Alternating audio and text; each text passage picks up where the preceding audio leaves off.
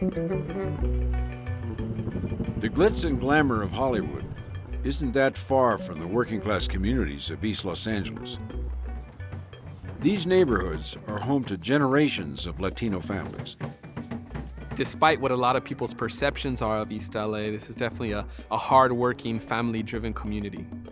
Mark Lopez learned about the importance of community involvement at the feet of his activist grandparents. My family's been here since the 50s. My daughters are fourth generation. This is the community we've built, the community we're responsible for, the community we fight for. The people of East LA have been living in the shadow of Exide's battery recycling plant for more than 3 decades. And the aim of the facility was to get the lead out that was inside those old batteries to make new batteries.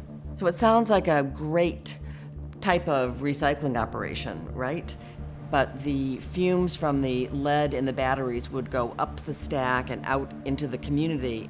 And in that process, release lead dust into the air to the tune of 7 million pounds.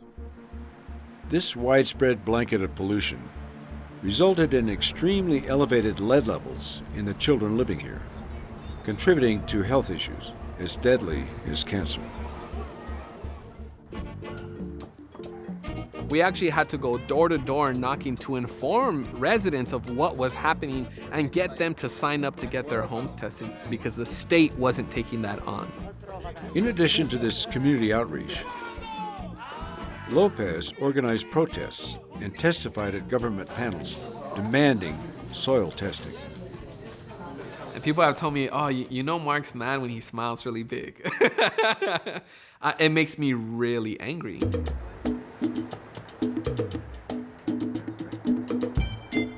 Lopez further mobilized people with events like his toxic bike tours. You can't see Exide from here, but there's Exide lead in this soil. His efforts paid off when soil testing revealed the contamination was worse than anyone expected. This brought greater attention to the environmental health disaster and led the government to force Exide to cease operation.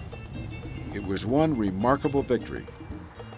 But there was an even bigger challenge ahead, as Lopez then switched his focus to securing funding for contaminated soil cleanup. We worked with Mark and with the community group that he represents, the East Side Yards, and we took a busload of about 50 community residents to Sacramento. Less than a month after that trip, that's when the governor announced that he was going to put forward $176 million. But we know that the cost of cleanup is above $350 million. This is our Flint, Michigan. There's never been a cleanup of this magnitude.